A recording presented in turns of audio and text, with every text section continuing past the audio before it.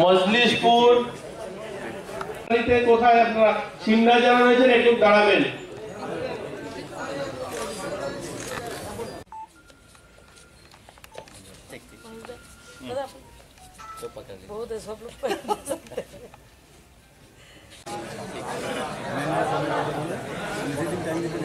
আমাদের এই রাজ্যের উচ্চশিক্ষামন্ত্রী রতনলাল নাথ মহাশয় আপনাকে অনুরোধ করছি।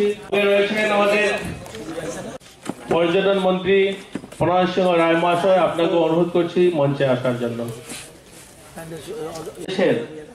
সংগঠন মন্ত্রী এবং আমাদের ত্রিপুরার যে সংগঠনের ধার ছিলেন সেই ফণীন্দ্রনাথ শর্মা মহাশয় আপনাকে অনুরোধ করছি।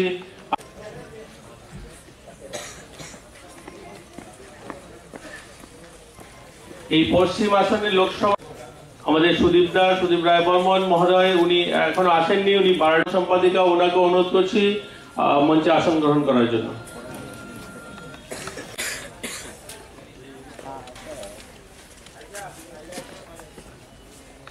আমরা ভারতীয় জনতা পার্টি প্রত্যেকটা নির্বাচনে আমরা খুব সুন্দরভাবে ব্যবস্থিতভাবে আমরা সেই নির্বাচনকে লড়াই আমরা করি।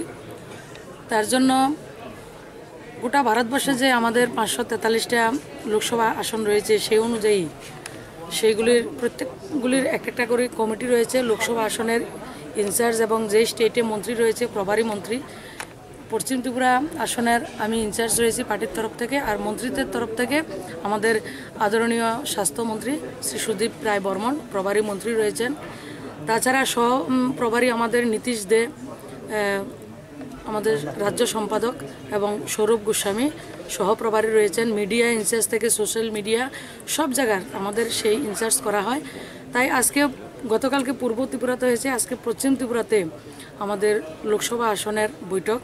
সেই বৈঠকে 30টা মণ্ডল এই জায়গাতে উপস্থিত রয়েছে। মণ্ডল সভাপতি, মণ্ডল সাধারণ সম্পাদক, সব মোর্চার সভাপতি মণ্ডল স্তরের, এবং সেই মণ্ডলে যত স্টেটের মেম্বাররা রয়েছেন, বিএসসি চেয়ারম্যান সবাই, তাছাড়া জেলা সভাপতি, জেলা সাধারণ সম্পাদক, মোর্চার সব জেলা সভাপতি, জেলা সাধারণ সম্পাদক, এবং এই আসনের যত মন্ত্রী এবং এমএলএরা রয়েছেন, বিএসসি চেয়ারম্যানরা রয়েছেন, সবাই আজকে এই জায়গায় উপস্থিত রয়েছেন।